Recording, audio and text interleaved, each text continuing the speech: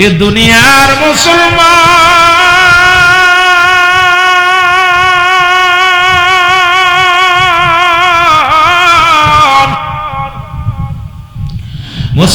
শুনে না, সালামা রাদিয়াল্লাহু তাআলা চোখের পানি ফেলে কাঁদতে দেখতে বলে, আমি অপরাধী, আমার এই অপরাধের কথা যদি রাসূলুল্লাহকে আমার আল্লাহ জানায় দেয়, আমি আল্লাহর দরবারে কি জবাব দিব গো? আমি রাসূলের মুখ দেখাইব না। উনি কাঁদতে কাঁদতে চলে গেলেন। মুসলমান শোনালাম, দূর দূরান্তে চলে গেলেন, এমন একটা জায়গা চলে গেলেন, নির্জন এলাকার মধ্যে চলে গেলেন। ওখানে বয়ে বয়ে কান্দন অবস্থায় লম্বা সাহাবীদের মধ্যে অনেক লম্বা ছিলেন, চেহারা সুরত অনেক সুন্দর ছিলেন। উনি নির্জন এলাকার মধ্যে যা উনি চোখের পানি ছেড়ে কাঁদতেন। এমন কান্না পৃথিবীর মধ্যেও কান্না করতে করতে চোখের উনিশি দিয়া কালো হয়ে গেছে। সাহাবী শুধু কান্দে। একদিন নয়, দুদিন নয়, সপ্তাহ পার হয়ে গেল। রাসূলুল্লাহর কাছে জিবরিল মারফতে খবর আসলো, বলে হুজুর আপনি সাহাবীর দিকে একটু লক্ষ্য করেন, আপনি অমুক সাহাবীর দিকে লক্ষ্য করেন। নবীজি সাহাবীদেরকে ডাকতে বলেন, আমার সাহাবীরা রে, তোমরা কি আমার সালামা রাদিয়াল্লাহু তাআলাকে দেখছো? আজ কোনদিন আমার কদমের মধ্যে আসে না। আমি তোমাদের কাছে জানতে চাই, আমার সাহাবীর খবর নাও। তোমরা তার খবর জানোনি। সাহাবীর খবর নিতে লাগলেন। কেউ তার সন্ধান দিতে পারলেন না, কেউ তার সন্ধান পায় না, খবর পায় না, কোথায় গেছে, কোন জায়গা আছে, কি হালাতে আছে, কেউ বলতে পারে না। আমার নবী বললেন, সাহাবীরা রে, তোমরা খোঁজো, মক্কা মদিনার জমিনে অলি গলির মধ্যে খোঁজো।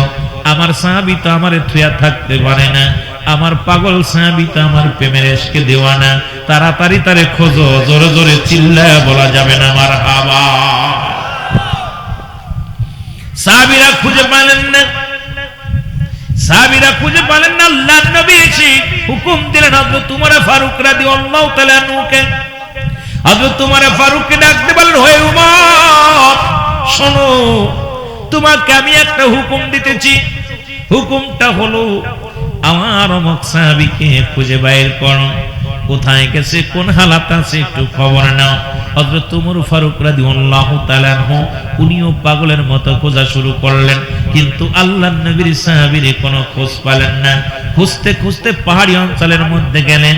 হযরত উমর ফারুক রাদিয়াল্লাহু তাআলা আনহু উনি দেখলেন কিছু লোক ওই পাহাড়ি অঞ্চলে মেষ চড়ায়।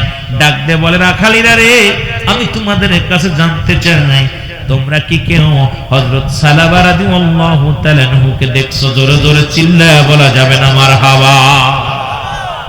বলে, আমরা চিনি না, এমন কোন নাম, কোন সাহাবীর নাম জানি না, তবে এক কান্দনগত লোকরে আমরা দেখেছি। সুবহানাল্লাহ বলেন না? কান্দনগত লোককে আমরা দেখেছি।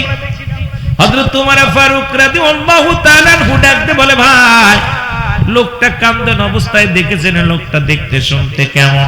বলে, লম্বা চওড়া, অনেক বড়। লোকটা চেহারা অনেক সুন্দর, তার মুখের আকৃতি এরকম, তার দাড়ির আকৃতি এমন, তার ব্যবহার এমন, কিন্তু সে তো শুধু কান্দে, হাত উঠায়া উঠায়া সুখে। আমরা একটা সত্য দেখি না।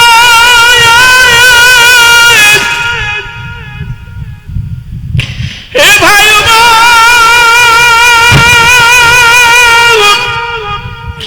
আমরা তার চিনি না, তবে কান্দে, এমন কান্না জড়িত রে। এই মহল্লার মানুষ এমন কান্না আমরা আগে পরে কখনো দেখি না। ওই লোকটা শুধু কান্দে, চোখের পানিগুলো পড়ে, ওদের নামে কান্দে আর ডাকতে বলে, আল্লাহ মাফ করে দাও, আমি পাপী, আমি অপরাধী। আমার পাপের কথা যদি নবী জেনে যায়, আমার নবীর দরবারে আমি কি মুখ নিয়ে আল্লাহর নবীর দরবারে দাঁড়াইব? আমার পাপের কথা যদি আল্লাহ তুমি যদি মানুষকে জানায় দাও, আল্লাহ আমার এই চোখ দিয়ে আমি বেগানা মহিলার গোসল করা দেখেছি। আজকে দেখলাম আজ 2টা দিন রমজান শেষ হলো, মাহে রমজান মাস শেষ হলো, আজকেও দেখলাম আসার পথে যে পরিমাণ নারী রাস্তাঘাটে একটা মেয়ের মাথায় কাপড় নাই, গায়ে পাতলা কাপড় পরিধান করে মুসলমানের মেয়েরা বেপরদায় বেপরোয়া ভাবে চলাফেরা করে। আরে আল্লাহর ভয় কি তোদের অন্তরে নাই? মরণের ভয় কি তোদের অন্তরে নাই? যদি অন্তরের ভিতরে মরণের ভয় থাকতো এইরকম রাস্তা দিয়ে খোলামেলা বেড়াইতে পারতি না। আজকে এই সারা মাস রোজা রাখলি, সারা মাস শয়তানকে পাকড়া করা ছিল, তার হাত শিকল দিয়ে বন্দী করা ছিল, জাহান্নামের দরজাগুলো বন্ধ ছিল, জান্নাতের দরজাগুলো খোলা ছিল। কিন্তু এই দাউসগুলো আজকে তোমরা তোমাদের বিবিগুলো নিয়ে, তোমাদের শালীগুলো নিয়ে, তোমরা বেগানা বেগানা পুরুষদেরকে নিয়ে, বেগানা মহিলাদেরকে নিয়ে রাস্তাঘাটে ঘোরাফেরা করলা, সারা মাস সিয়াম সাধনা করে যেটুক নেকি কামাইলা সব বরবাদ করে দিলা। একবারও কি মরণের চিন্তা নাই? একবারও কি কবরের চিন্তা নাই? একবারও কি তোমাদের অন্তরের ভিতরে দুনিয়ার মুসলমান, একবারও কি তোমাদের অন্তরের ভিতরে জাহান্নামের ভয় ঢোকে নাই? এই দুনিয়াটা চিরস্থায়ী নয়, আবাদান আবাদান চিরস্থায়ী হবে কবরখানা। যে দেশে গেলে মানুষ আর কোনোদিন ফিরে আসবে না, যে দেশে গেলে মানুষ আসা সম্ভব নয়, সেই দেশের চিন্তা যার অন্তরের ভিতরে ঢুকেছে, সে নামাজ ছাড়তে পারে না, বেপরদায় চলতে পারে না, হারাম খাইতে পারে না, এই দুনিয়ার মধ্যে হালাল করে বান্দা হয়ে যাবে। এই জন্য মুসলমান শোনো, আল্লাহ ডাকতে বলে ইয়া আইয়ুহাল্লাযীনা আমানু, আল্লাহ ঈমানদারদের ডাকছে। আল্লাহ যদি বলতে আইয়ুহান নাস, ও ঈমানদাররা ডাকছে, আল্লাহ নাস ডাকে নাই। নাস শব্দের অর্থ মানুষ। এই মানুষের মধ্যে একটা দল আছে যারা সদা সর্বদা ঈমানদার মুত্তাকিন।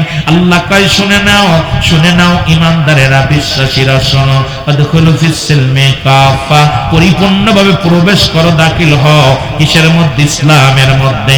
ইসলামের আবিধানিক অর্থ হলো 80 থেকে 82টা। ইসলামের অর্থ যদি মানতা, ও মুসলমান শুনে নাও, ইসলামের অর্থ যদি তুমি মানো, ইসলাম মানে নারীর সতীত্ব পাহারা দিয়া, ইসলাম মানে নিজে না খণ্ড রেখানো, ইসলাম মানে একত্ববাদ, ইসলাম মানে শান্তি, ইসলাম মানে আত্মসমর্পণ, ইসলাম মানে নিজের দুঃখে থেকে অন্যের সুখে রাখা। আজকে ইসলামের মধ্যে ঢুকছো দাড়ি টুপি লাগাইয়া, আজকে সমাজ নষ্ট করো। শোনো, এই দাড়ির মধ্যে ইসলাম ঢুকাইছো, টুপির মধ্যে ইসলাম ঢুকাইছো, কলবের মধ্যে ইসলাম নাই, তোমার মনের মধ্যে ইসলাম নাই। এই জন্য ইমানি জজবা নাই। আজকে ইসলামের বিধান মানো, মানো নয়, বলো মুসলমানদের ধর্মটা ভালো না। আমি বলে যাই, মুসলমান যদি ধর্ম ভালো না লাগে, সঙ্গে সঙ্গে চেঞ্জ করে ভালো মুসলমান হওয়ার দরকার নাই। তুমি যে কোনো ধর্মের মধ্যে দাখিল হয়ে যাও, তোমাকে তো জোর করে ইসলামের মধ্যে আনা হয় নাই।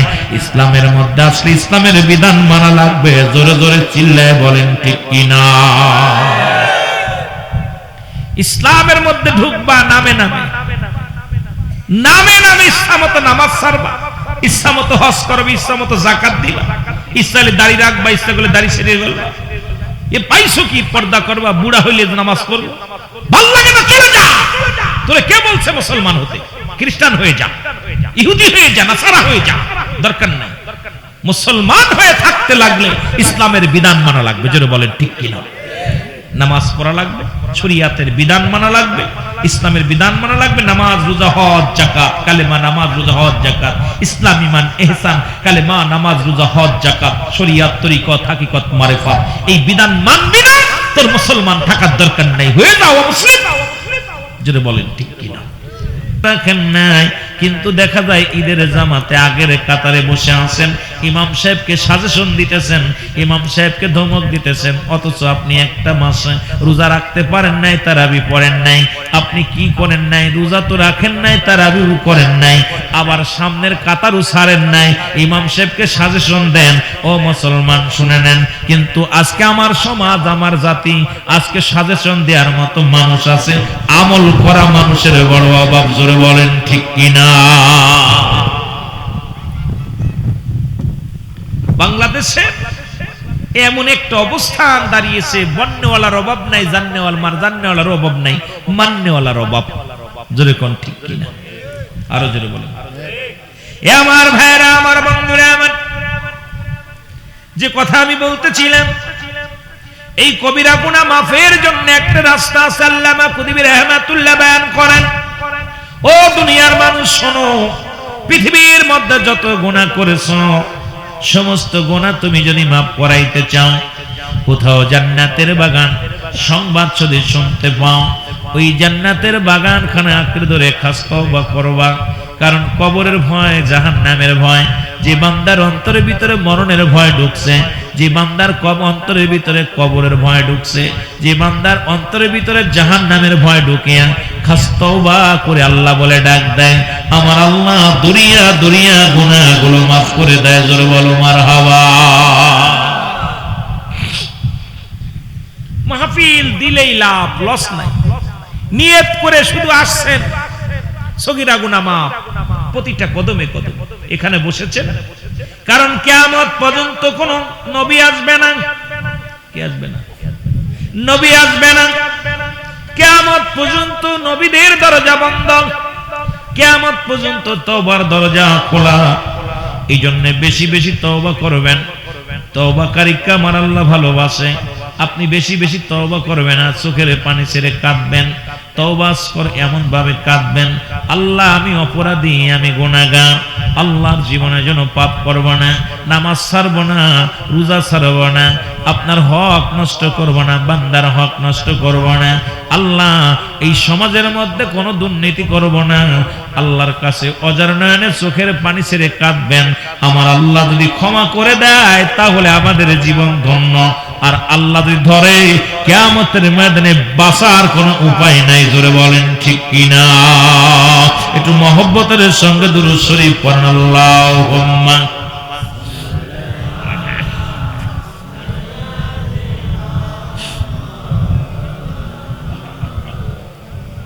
ওয়ালা আলি সাইয়্যিদিনা।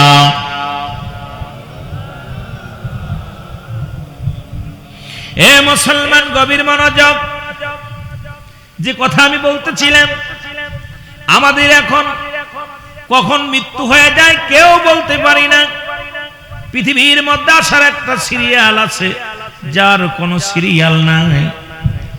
দেখা যায় মুসলমান, আমি অনেক আলোচনার মধ্যে একটা আলোচনায় বেশি করি, সেটা হলো দেখা যায় সন্তানের লাশ বাবার কাঁধে, বাবার লাশ সন্তানের কাঁধে। পৃথিবীর মধ্যে যে বাবা তার সন্তানের লাশ কাঁধে বহন করেছে সেই বাবা জানে পৃথিবীর মধ্যে সন্তানের লাশ কত ভারী।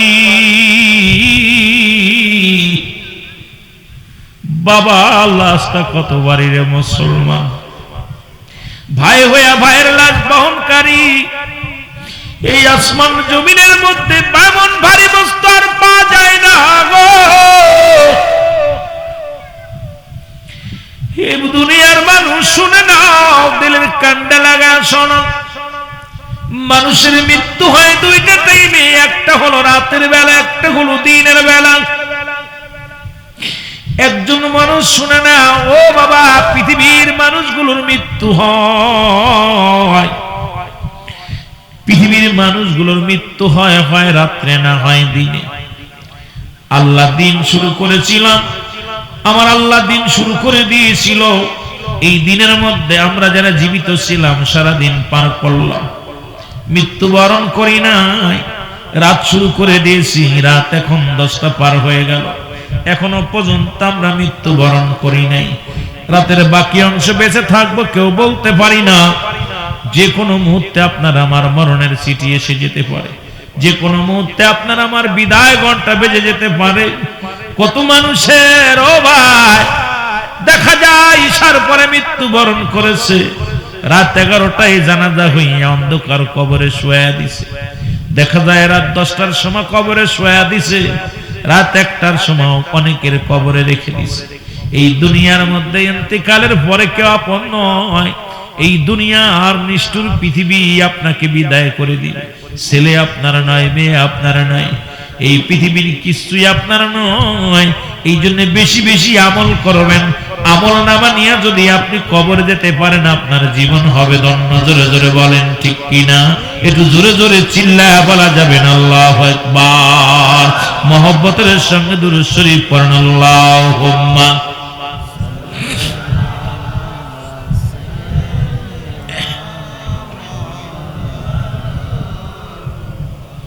وعلى آل مولانا محمد اللهم سيدنا مولانا محمد وعلى آله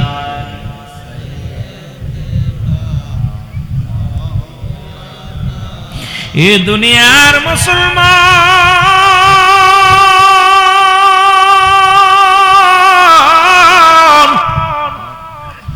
যে কথাগুলো বলি দিলের কান্না লাগে শোনবো। আল্লাহ রাত শুরু করেছে নামাজ দিয়া, দিনও শুরু করেছে নামাজ দিয়া, ঠিক কি না? রাতের শুরু হলো মাগরিব, কথাগুলো বলতে যায় একটু বুঝাইতে যে একটু পাশে গেলাম। মুসলমান, মাগরিবের 2 রাকাত 3 রাকাত ফরজ নামাজ তুমি আদায় করলা, তুমি আল্লাহর গোলাম হয়ে গেলা। তোমার রবকে তোমার আল্লাহ হুকুম পালন করবা আমার আল্লাহ। এখন এবার 2 রাকাত সুন্নাত নামাজ তুমি আদায় করলা। রাতের মধ্যে যদি তোমার মৃত্যু হয়, তোমার মরণটা হবে আমার আল্লাহর গোলাম রাসূলের প্রেমী। এখন যারা নামাজের ধারেই যান নাই, কেমনে আল্লাহর প্রেমিক হতে চান, কেমনে রাসূলের প্রেমিক হতে চান? নামাজ যার নাই, একমাত্র মুসলমান কাফেরদের মধ্যে পার্থক্য হলো নামাজ। নামাজ মুসলমানেরা ধরে, কাফেররা ছেড়ে দেয়। জোরে বলেন ঠিক কিনা? কাফেররা নামাজ ছেড়ে দেয়, মুসলমান নামাজ ধরে। তাহলে আপনার রাত্রে যদি মৃত্যু হয়, হুকুম পালন করলেন না আমার আল্লাহ, আপনি কেমন মুসলমান? যেহেতু মুসলমান নামাজ ধরে আপনি ছেড়ে দিয়েছেন, তাহলে আপনি মুসলমানদের মধ্যে নাই, মুসলমান থেকে খারেজ হয়ে গেছেন। ঠিক কি না? কত বলেন ঠিক কি না? এবার রাতের শুরু চলে গেল, দিনের শুরু হলো। দিনের শুরু হলো মুসলমান ফজর। ফজরে 2 রাকাত সুন্নাত নামাজ তুমি আদায় করলা, তুমি আমার রাসূলের প্রেমিক হয়ে গেলা। 2 রাকাত ফরজ নামাজ তুমি আদায় করলা, সঙ্গে সঙ্গে তুমি আমার আল্লাহর গোলাম হয়ে গেলা। এখন তুমি ফজরের নামাজে ঘুম ভাঙে নাই, তুমি সুন্নাত পড়লা না, ফরজ পড়লা না। 1 নাম্বার রাসূলের অনুগত হও নাই, আল্লাহর অনুগত হও নাই। তুমি কেমন মুসলমান? দিনও শুরু করেছে আল্লাহ নামাজ দিয়া, রাতও শুরু করেছে নামাজ দিয়া। সেই নামাজের গুরুত্ব এখন মুসলমানদের মধ্যে নাই। আজকে নামাজের ওয়াজ করার দরকার ছিল বেঈমান কাফেরদের মধ্যে, নাস্তিকদের মধ্যে, কিন্তু নামাজের ওয়াজ এখন মুসলমান হয়ে মুসলমানদের দিতে হয়। এর চাইতে লজ্জার থাকতে পারে না। জোরে বলেন ঠিক কিনা? এর চাইতে লজ্জা থাকতে পারে? অমুসলিমদেরকে দেওয়ার দরকার ছিল নামাজের ওয়াজ, কিন্তু আজকে মুসলমানদের নামাজের ওয়াজ শোনাইতে হয়। নামাজি ব্যক্তির চেহারা সে যত কালো হোক, নামাজি ব্যক্তির চেহারার দিকে তাকাইলে নূর চমকায়। নামাজির চেহারা দেখলেই চিনা যায় যে নামাজি। কথা বুঝেন নাই? নামাজ 5 ওয়াক্ত যখন আজানের পর ওযু করে যখন মসজিদে যায়, যদিও সে কালো হয়, তার চেহারার ভিতরে নূর চমকায়। হাত পা সবকিছু দেখলে বোঝা যায় ব্যক্তি নামাজি। ঠিক কিনা? আরো জোরে বলেন ঠিক কিনা? কষ্ট পাচ্ছেন নামাজের কথা কই? নামাজ নাই, ওয়াজ শুনে লাভ নেই। নামাজ না পড়ে ওয়াজ শুনে লাভ আছে? কোনো লাভ নেই। ওয়াজ হলো নফল বন্দেগী, নামাজ হলো ফরজ। সেই ফরজ কাজ ছেড়ে দিয়ে দেখা যায় রাত ভরে নবীজি বললেন সাহাবীরা, পৃথিবীর মধ্যে যদি নবীজি ওয়াজ করলেন, ও আমার সাহাবীরা শোনো, যে ব্যক্তি 5 ওয়াক্ত সালাত নামাজ সময় মতো আদায় করতে পারবে, আমি নবী তার হাত ধরে জান্নাতে নিয়ে যাব। আপনারা সবাই এই ওয়াজটা জানেন, তবু একটু বলে যায়, আমার নবী ওয়াদা করলেন আমি হাত ধরে জান্নাতে নিয়ে যাব। নবীর এক সাহাবী ছিলেন সবচাইতে গরীব সাহাবী, নাম হলো আব্দুল্লাহ আনসারী। নাম কি? জোরে বলেন, নামটা কি? আব্দুল্লাহ আনসারী। আপনাদের হুলাইলের জমিনে এত গরীব নাই, বালিয়াকান্দের জমিনে এত গরীব নাই, রাজবাড়ির জমিনে এত গরীব নাই। আমার মন বলে এত বড় গরীব সাহাবীদের মধ্যে এখন আপনাদের মধ্যে এত বড় গরীব নাই। এই সাহাবী বাড়ি যায় ওয়াজ করে, বিবি কয় স্বামীর এত দেরি হলো কেন? ওয়াজ শুনে আসতে, নবীর কাছ থেকে আসতে, নামাজ আদায় করে ঈশার সালাত আদায় করে নবী সাহাবীদেরকে নিয়ে বসতেন, সাহাবীদেরকে নিয়ে আলোচনা শোনাইতেন। নবীজি বললেন, নবী সাহাবীদেরকে উদ্দেশ্য করে ওয়াজ করলেন, আর ওয়াজটা সাহাবী বাড়ি নিয়ে গেছে। আমাদের বক্তারা তো ওয়াজ করি, শ্রোতারা এখন বাড়ি নেয় না, শ্রোতারা এখানেই দাফন করে দিয়ে যায়। কিন্তু আব্দুল্লাহ আনসারী বাড়ি নিয়ে গেছে ওয়াজটা। বিবি বলে, স্বামীর এত দেরি হলো কেন? বলে, বিবি রে, নবীজি ওয়াজ করছে যদি কোনো ব্যক্তি 5 ওয়াক্ত সালাত সময় মতো ওয়াক্ত মতো আদায় করতে পারে, আমি নবী তার হাত ধরে জান্নাতে নিয়ে যাব। বিবি ডাক দিয়ে বলে, স্বামী আপনি আল্লাহর নবীর হাত ধরে জান্নাতে যাবেন, আমি আপনার বিবি, আপনার কাছে একটা মাত্র দাবি, বাড়ি চাই না, ঘর চাই না। আজকাল আমাদের বিবিরা তো শাড়ি চায়, কত কাপড় চায়। ঈদের রোজার মাস চলে গেল, ঈদুল ফিতরের মুসলমান আদায় হয়ে গেল, কত জিনার কাজ করেছি। আমি একটু পরে আলোচনার মধ্যে ডুব দিব, দিলের কান্ডা লাগায় শুনবেন। কিন্তু আব্দুল্লাহ আনসারী বিবি ডাকতে বলে, স্বামীর আমি কিচ্ছু চাই না, বাড়ি চাই না, গাড়ি চাই না, কোনো অলংকার চাই না। আপনার কাছে শুধু একটা দাবি করব, আমিও যেন সময় মতো ওয়াক্ত মতো সালাত আদায় করতে পারি। আপনি রাসূলুল্লাহর সঙ্গে জান্নাতে যাবেন, আপনি আমাকে একটু সুযোগ করে দিবেন, আমিও যেন আল্লাহ নবীর সঙ্গে জান্নাতে যেতে পারি। জোরে বলেন মারহাবা। দেখেন না কেমন বিবি। আর আমাদের বউগুলো এবার পেঁয়াজে বাম্পার ফলন হয়েছে, একবারে আমার এবার স্বর্ণের অলংকার বানাই দিতে হইল। ভালো শাড়ি না দিলে এবার ঈদ করতাম না, বাপের বাড়ি চলে যাবে। ঠিক কি? নবীর বিবির, নবীর সাহাবীদের বিবিগণ কেমন পাগল ছিল। নবীজি যখন কোন আলোচনা করতেন, ইবাদতের আলোচনা, সাহাবীরা এটা বাড়ি নিয়ে যেতেন, আর বাড়ি যে বিবিদের আপনার পরিবার পরিজনদেরকে বলতেন। তারা এগুলো এমন ভাবে আমল করতেন যে মজা পেতেন, আমল করে মজা পেতেন। আর আমরা ওয়াজ করতে আসি, খেসরি ভালো হয় নাই, লবণ ভালো হয় নাই, জাল বেশি হয়ে গেছে, বক্তা ওয়াজ করছে কিছু বুঝলাম না, এই বক্তা বাল না। নামাজের ওয়াজ আর হকের ওয়াজ আর সুদের ওয়াজ ঘুষের ওয়াজ যদি বক্তা করে, ওই বক্তার দাওয়াতই হয় না। যদি বলেন ঠিক কি?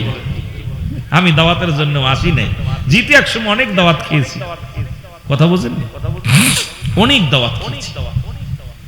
আমার ভাইরা, আমার বন্ধুরা, আমার সাহাবী কিন্তু নামাজ ছাড়ে নাই, একদিন নয়, দুদিন নয়, কয়েকটা দিন নবী সালাম ফিরায়া দেখে সাহাবীর দেখতে পায় না।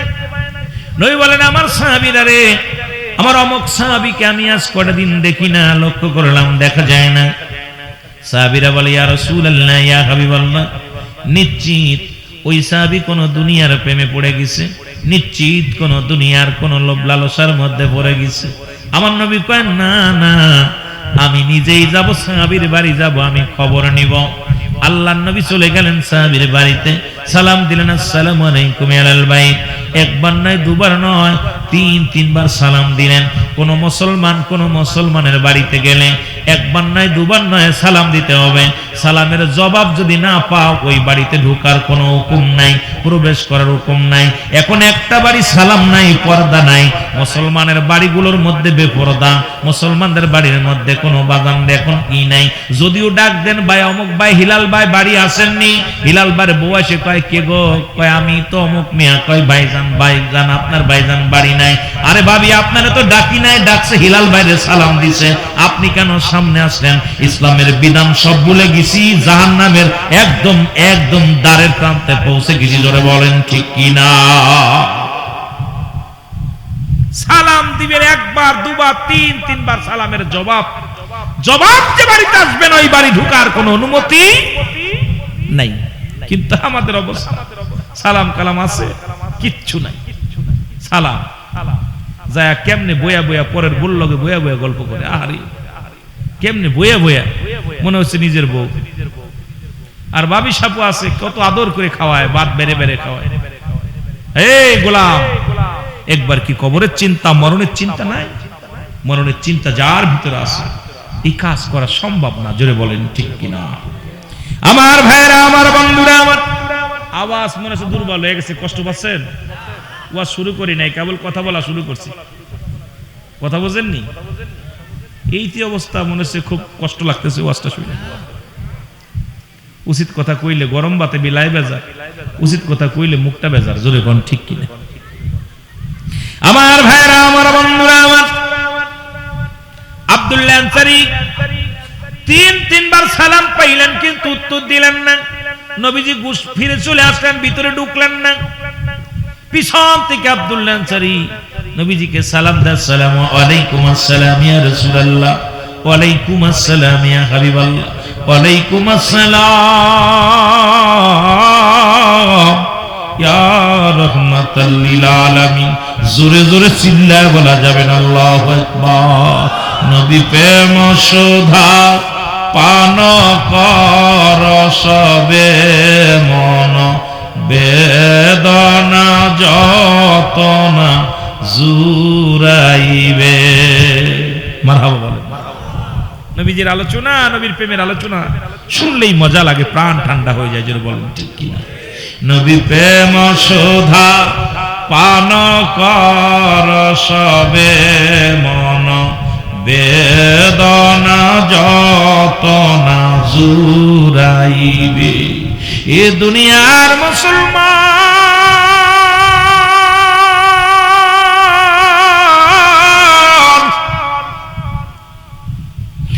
আল্লাহর নবী ডাকতে বললাম, শরীরে আমি তিনবার সালাম দিলাম, তুমি তিনবারই উত্তর দিলা। তার মানে আর বুঝতে বাকি নয়, তুমি সালাম শুনেছিলা, উত্তর দাও নাই। সাহাবী বলে, ইয়া রাসূলুল্লাহ, ইয়া হাবিবাল্লাহ, আমি সালামের জবাব দিলাম, কেন উত্তর দিই নাই? কেন উত্তর দিই নাই এর জবাব আমি দিতে পারবো না। নবী গো, কেন আমি উত্তর দিই নাই? যদি আপনি আমার বাসায় যেতেন, আর একবার আমার ঘরে যেতেন, তাহলে আমি বলতে পারতাম। নবী বলে, চলো। সুবহানাল্লাহ বলেন। কেমন নবী দেখছেন? আমি যাব না, চলো যাই। আহা, রহমতের নবী। নবীজি গেলেন, আব্দুল্লাহ আনসারী যায় দরজা খুলে দিলেন। দরজাটা যখন খুলে দিচ্ছে, নবীজি দেখতে পাইলেন ভিতরে বিশাল একটা গর্ত খোঁড়া। নবীজি বলেন, আনসারী রে, এত বড় গর্ত কেন? ঘরের মধ্যে এত বড় গর্ত কেন? বলে, নবী গো, যখন আপনি আমারে সালাম দিয়েছিলেন, তখন আমি উলঙ্গ অবস্থায় কাপড়বিহীন এই গর্তের মধ্যে বসা ছিলাম। ইয়া রাসূলুল্লাহ, ইয়া হাবিবাল্লাহ। নবী বলেন, কি বলতে চাও? বলে, সাহাবীরে কি বলতে চাও? নবী বললেন, সাহাবীরে কি বলতে চাও? সাহাবী বলে, ইয়া রাসূলুল্লাহ, ইয়া হাবিবাল্লাহ, ইয়া মায়ার নবী, এই জন্য আমি উলঙ্গ অবস্থায় বসেছিলাম। আপনি ওয়াজ করলেন যে ব্যক্তি 5 ওয়াক্ত নামাজ, 5 ওয়াক্ত সালাত সময় মতো মতো আদায় করতে পারবে, আপনি তার হাত ধরে জান্নাতে নেবেন। এই ওয়াজটা আমি বাড়ি এসে করি। ইয়া রাসূলুল্লাহ, ইয়া হাবিবাল্লাহ, আমার বিবি আমার হাতটা ধরে বলে, স্বামী রে, পৃথিবীতে কিচ্ছু চাই না, আমি একটু সময় চাই আপনার কাছে, আপনি আমাকে একটু সময় করে দিবেন, আমিও যেন সময় মতো সালাত আদায় করতে পারি। ইয়া রাসূলুল্লাহ, ইয়া হাবিবাল্লাহ, আমরা স্বামী স্ত্রী মিলে এক টুকরা কাপড়, আমাদের কয় টুকরা? এক টুকরা কাপড়। নবী গো, ও মায়ের নবী, যখন আযান পড়ে যায়, আমার বিবি উলঙ্গ হয়ে গর্তের মধ্যে বয়া থাকে, আমি দৌড়াইয়া চলে যাই মসজিদে। যখন নামাজ শেষ হয়ে যায়, ইয়া রাসূলুল্লাহ, ইয়া হাবিবাল্লাহ, আবার একটা দড়ি আমি বাড়ি ফিরে চলে আসি। আমি গর্তের মধ্যে ঢুকে কাপড়টা খুলে আমার বিবির হাতে দিই। আমার বিবি এই কাপড়টা পরে নামাজে দাঁড়ায় যায়। যখন আপনি আমারে সালাম দিয়েছিলেন, তখন আমার পণ্যের ভিতরে কোনো কাপড় ছিল না, আমি উলঙ্গ অবস্থায় এই গর্তের মধ্যে বসেছিলাম। এই কারণে আমি আপনার সালামের জবাব দিতে পারি নাই। ইয়া রাসূলুল্লাহ, ইয়া হাবিবাল্লাহ, তখন আমার বিবি নামাজের মধ্যে ছিল, এই জন্য আমি আপনার সালামের জবাব দিতে পারি নাই। আমার নবী চোখের পানি ডাকছে, ডাকতে বলে, সাহাবীরা আয় আয়, আমার বুকের মধ্যে আয়, সাহাবীরা আয়, আমার বুকের মধ্যে আয়।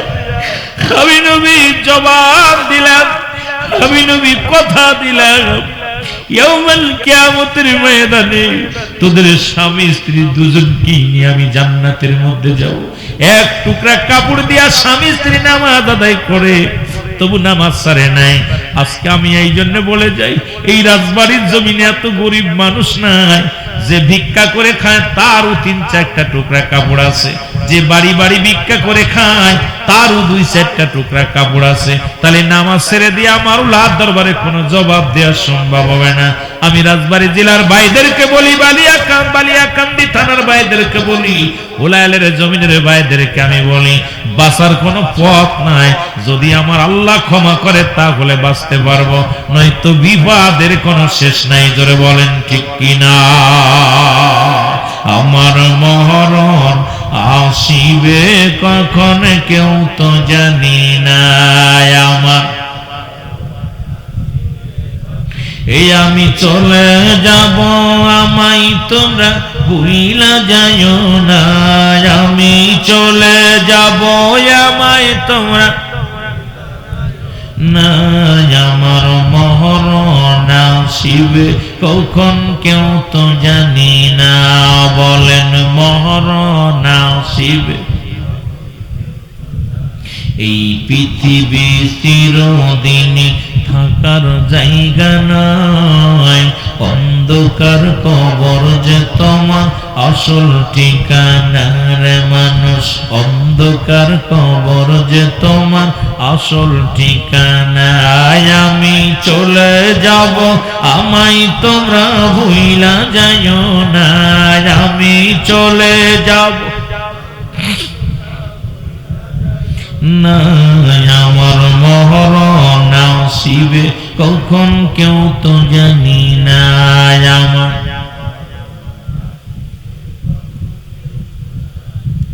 কুল্লু মান আলাইহা ফান, সব কিছু শেষ করে দিবে আমার মালিক।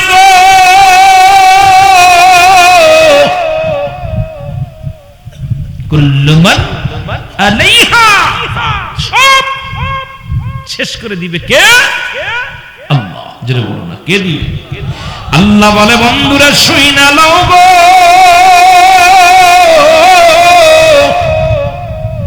আল্লাহ বলে বান্দার এই জমিনটা আমি রাখবো না। এই জমিনটা আমি চূর্ণ বিচ্ছিন্ন করে দিব। জমিনটা, এই জমিনটা আমি চূর্ণ বিচ্ছিন্ন করে দিব। পৃথিবীর মধ্যে যত মাটি আছে সব পুড়ে হবে তামা। কি হবে? এত বাড়াবাড়ি করো কেন ভাই? পরের জমি ঠেলে খাও, পরের জমি দখল করে নাও, এতিমের মাল ভক্ষণ করো, ঘুষ খাও, সুদ খাও, জিনা করো, ব্যভিচার করো। কার জন্য এত বাড়াবাড়ি করো? কার জন্য সুদ খাও? কার জন্য ঘুষ খাও? কার জন্য তুমি, ও মুসলমান, কার জন্য তুমি টাকা লাগাও?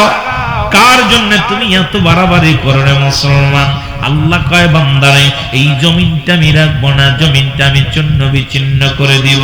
এই জমিনের মাটিগুলো পুড়ে আমি তামা বানায়া দিব, জমিনের পানিগুলো সব পুড়ে ছাই বানায়া দিব।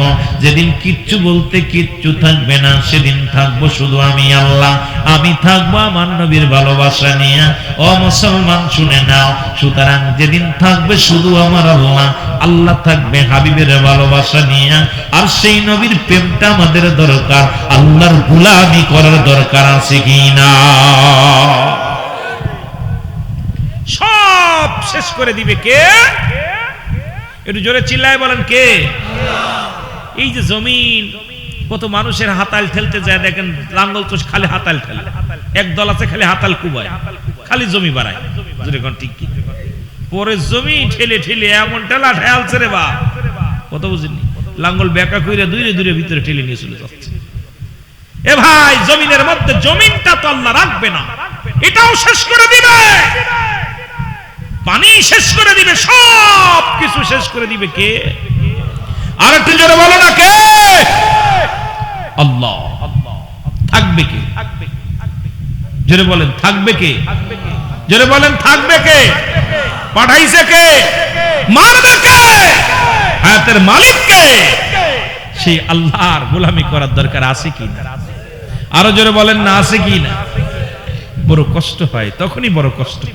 তুমি কেমন করে ঘুমাও মানুষ, তুমি কেমন করে ঘুমাও মানুষ, ফজর করে কাজা এমন তো হতে পারে জোহরে জানাজা। কুল্লু নাফসিন সত্যি নি এটা মনে মিথ্যা আছে, অস্বীকার করেন কেউ, কথা কয় না।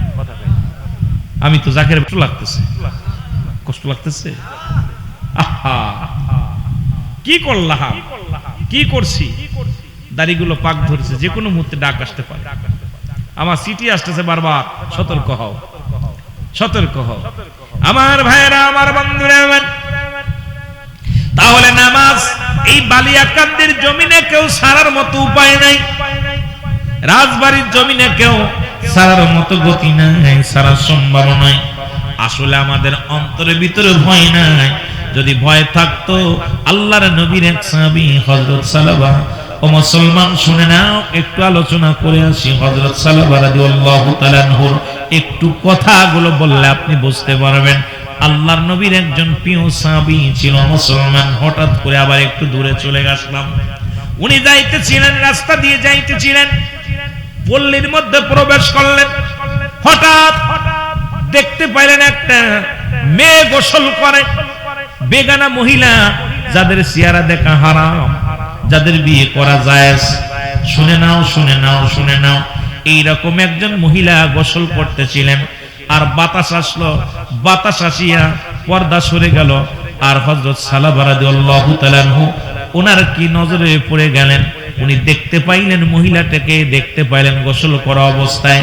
উনি দেখিয়া সঙ্গে সঙ্গে চোখটা নিচনচ করে ফেললেন।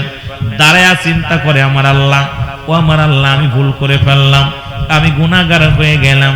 আমার এই গুনার কথাটা যদি রাসূলুল্লাহর কাছে আমার আল্লাহ জানায়া দেয়, তাহলে আমার নবীর কাছে আমি মুখ দেখাবো কেমনে? আমি আল্লাহর দরবারে কি জবাব দিব? আমি কবরে কি জবাব দিব? এখন মৌলভী সাহেব, ইমাম সাহেব শোনেন, বেগানা মহিলা চেহারা দেখেন আর ফতোয়া দেন। আজকে সমাজ খালি কনাট্টজি ভালো না, অমুক জায়গা ভালো না। আপনি আজকে ইসলামটার বিধান একটু মানেন, একটু চিন্তা করে ওয়াজটা শোনার দরকার, একটু জানার দরকার। জোরে জোরে চিল্লায় বলো আল্লাহু আকবার।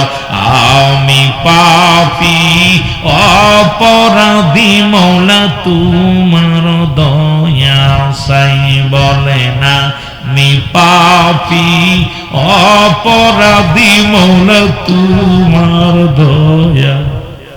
এর তুমি যদি না করো দয়া, আমার হবে কি উপায়? আমি পাপী অপরাধী, মওলা তোমার দয়া। এ দুনিয়ার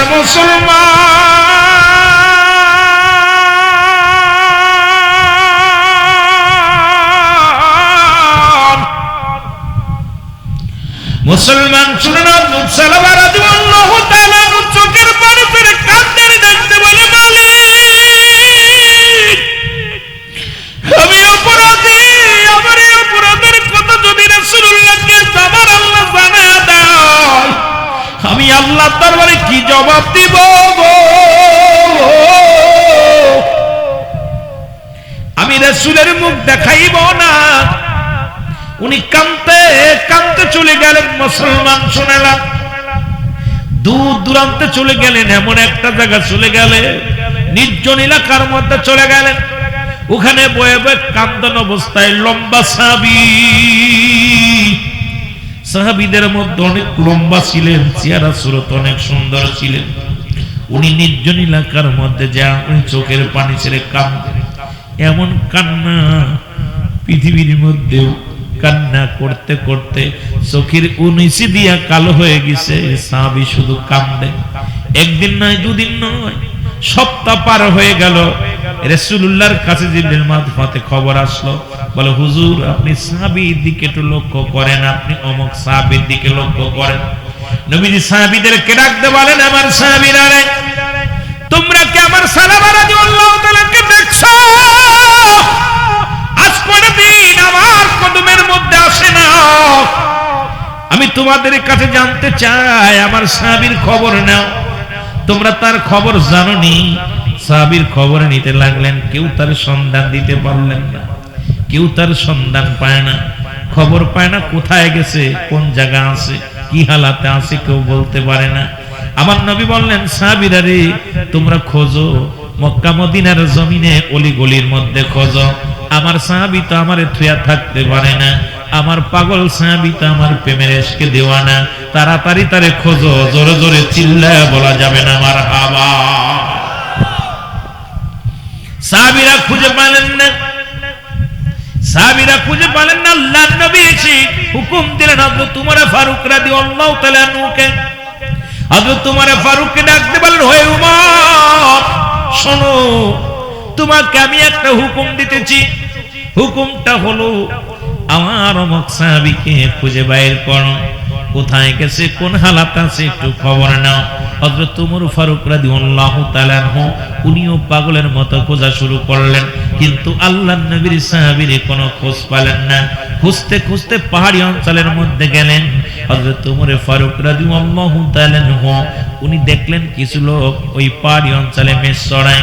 ডাক দিয়ে বলে, রাখালিরা রে, আমি তোমাদের কাছে জানতে চাই, তোমরা কি কেউ হযরত সালাবা রাদিয়াল্লাহু তাআলা আনহুকে দেখছো? জোরে জোরে চিল্লায়া বলা যাবে না মারহাবা।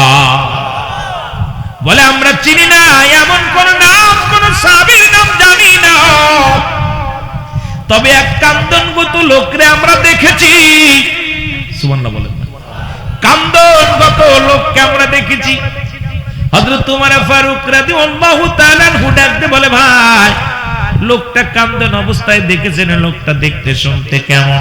বলে, লম্বা চওড়া, অনেক বড়, লোকটা চেহারা অনেক সুন্দর, তার মুখের আকৃতি এরকম, তার দাড়ির আকৃতি এমন, তার ব্যবহার এমন, কিন্তু সে তো শুধু কান্দে, হাত উঠায়া উঠায়া সুখী। আমরা একটা সত্য দেখি না।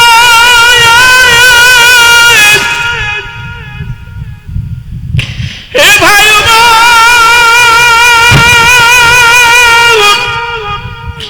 আমরা তার চিনি না, তবে কান্দে, এমন কান্না জড়িত রে।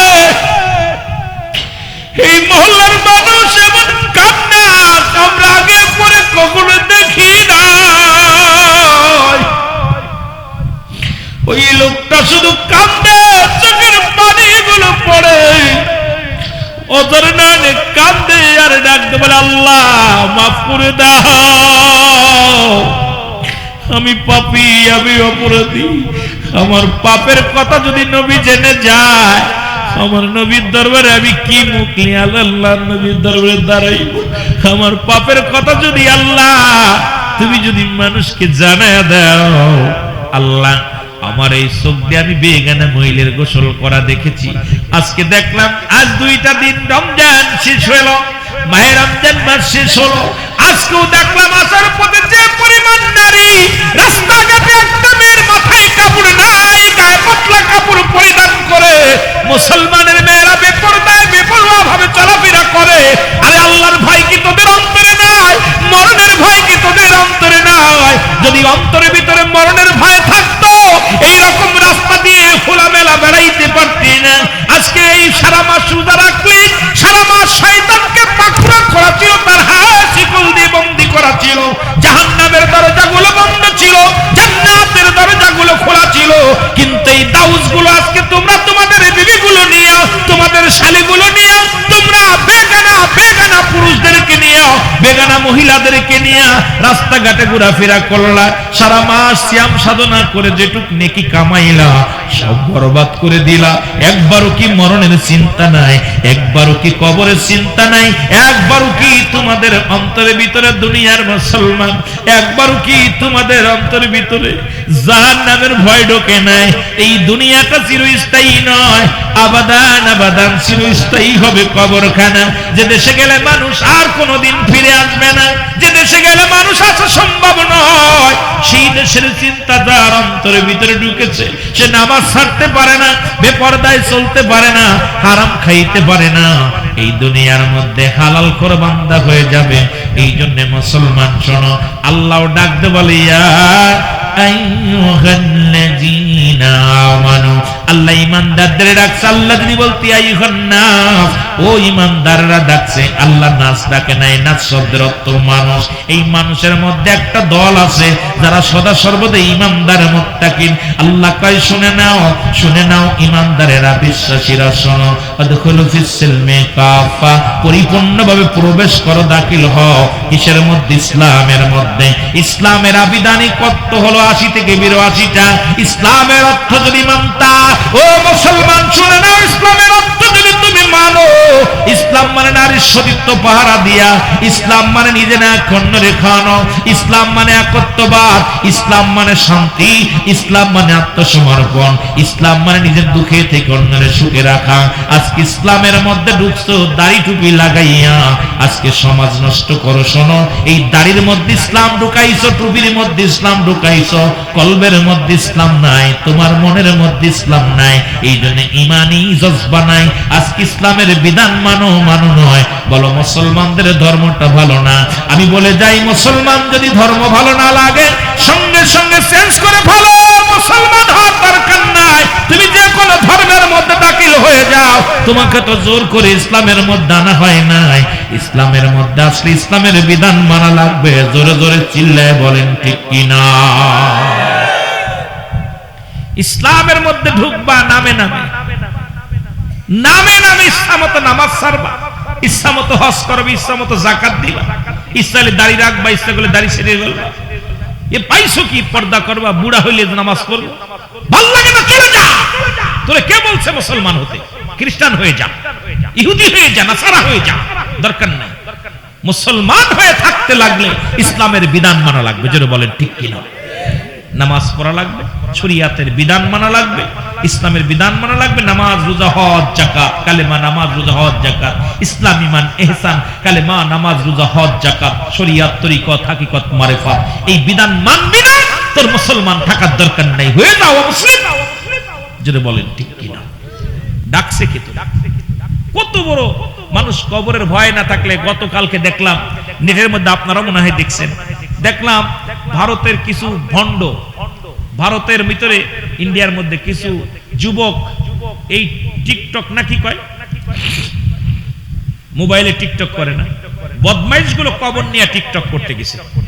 কবর খুইরা ওর মধ্যে ডোল ডগর নিয়ে বাজাইতেছে। হঠাৎ করে আল্লাহ তাআলা এমন একটা গজব দিছে, কয়টা যুবক, 3 জন যুবক ঢুকছে কবরে।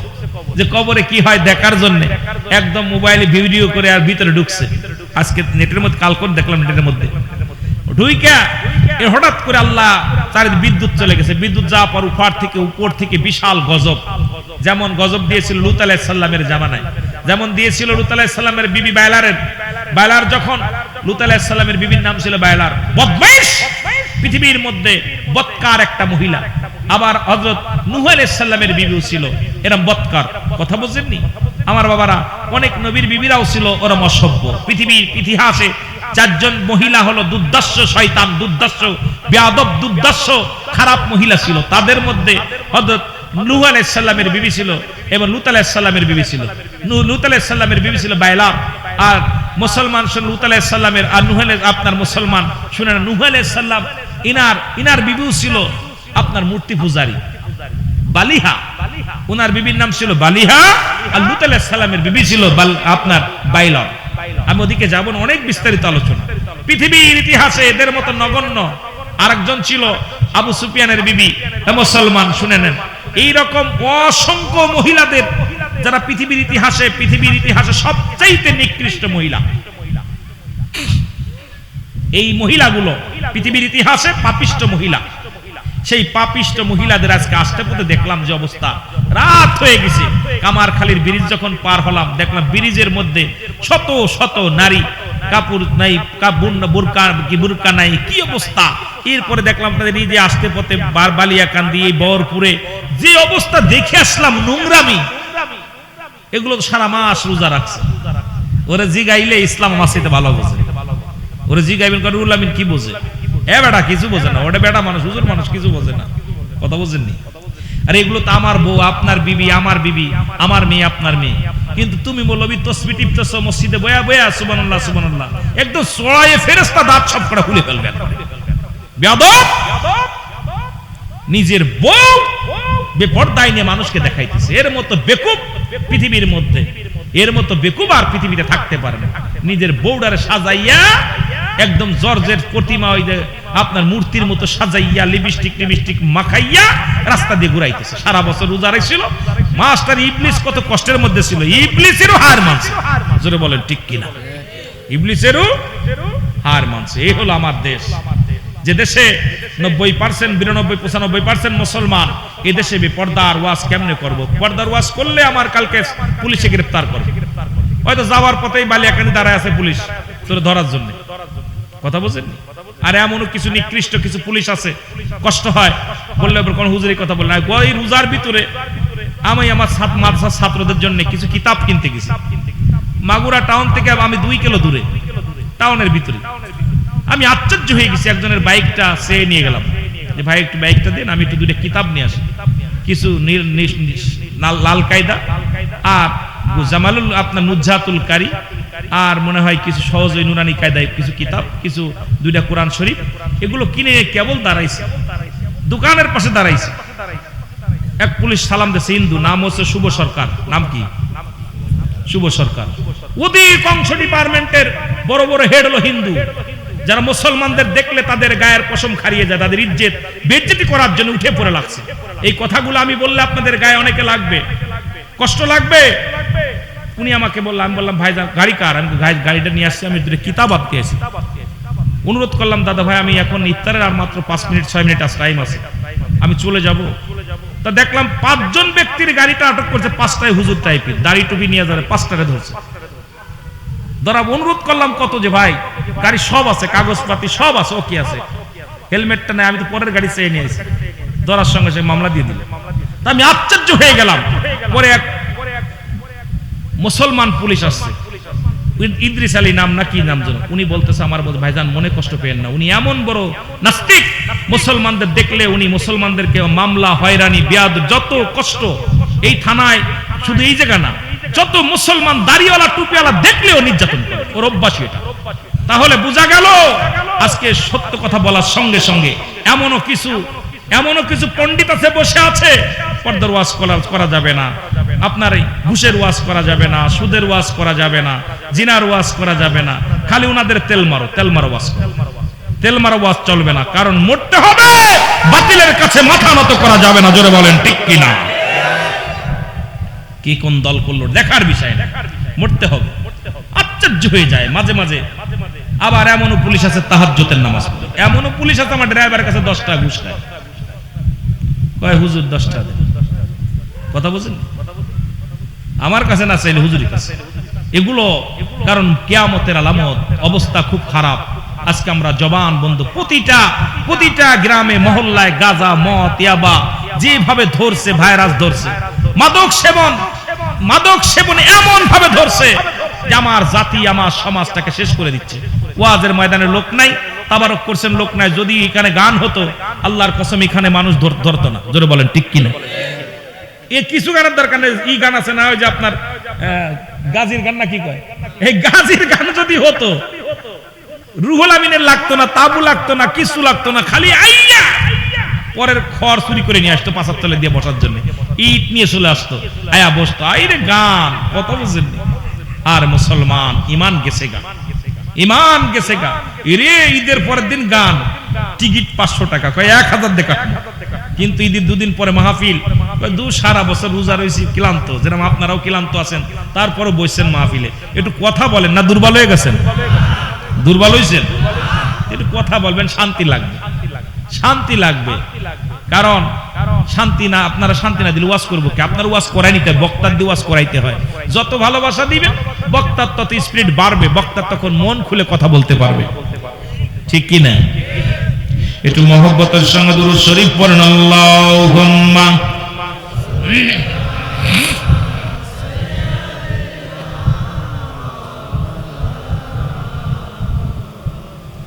ওয়াদায়াল।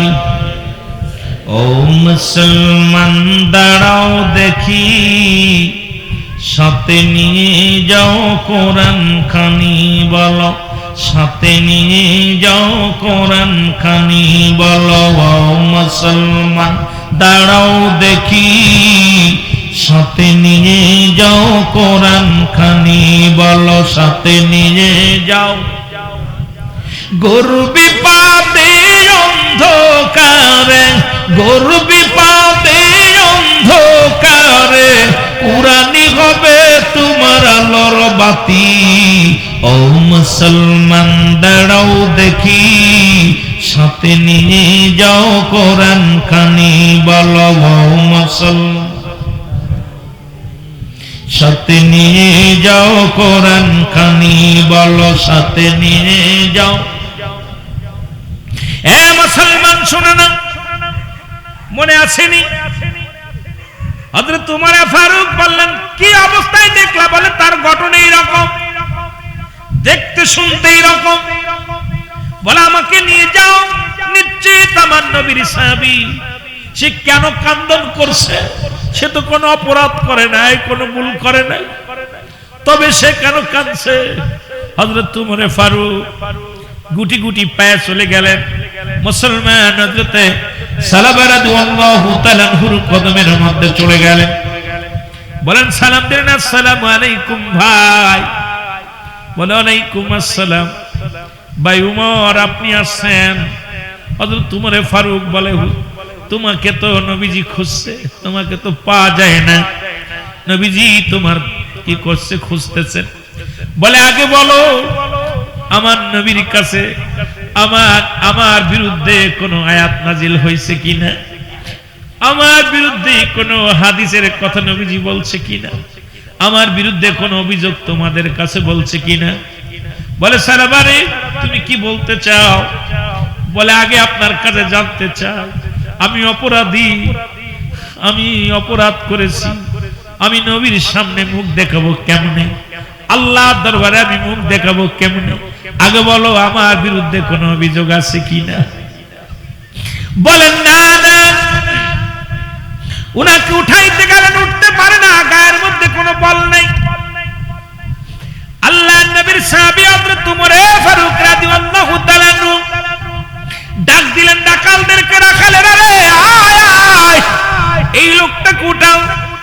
লোকেরা বলল ভাই, এ ভাই ওমর, এই লোকটা কান্দন অবস্থায় দীর্ঘদিন, কয়টা দিন যাবত এখানে পড়ে আছে, তার খোদা খানা খায় না, শুধু কান্দে।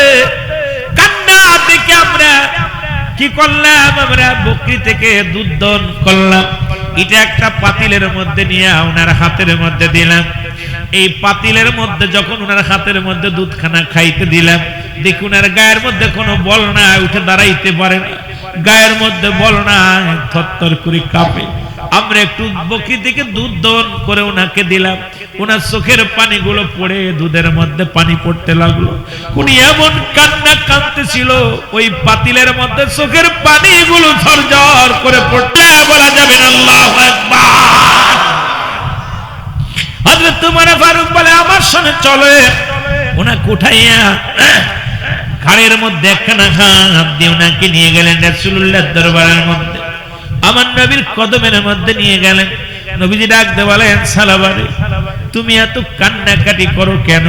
তুমি কি অপরাধ করেছো? বলে হুজুর আমি অপরাধী, আমি গুনাহগার, আমি বড় পাপিষ্ঠ, আমি নবী গো বড় অন্যায় করে ফেলেছি। ইয়া রাসূলুল্লাহ, ইয়া হাবিবাল্লাহ, আমার বিরুদ্ধে জিবরিল আমিন আল্লাহর তরফ থেকে কোনো ওহী আপনার কাছে বলছে কিনা? আমার নবী বলেন না, কি হয়েছে বলো। বলি ইয়া রাসূলুল্লাহ, আপনি কোনো খবর জানতে পারছেন কিনা, কোন মাধ্যমে জানতে পারছেন কিনা? আমার নবী বলেন না। বলি ইয়া রাসূলুল্লাহ, আমি বড় অপরাধী, আমি বড় অপরাধী।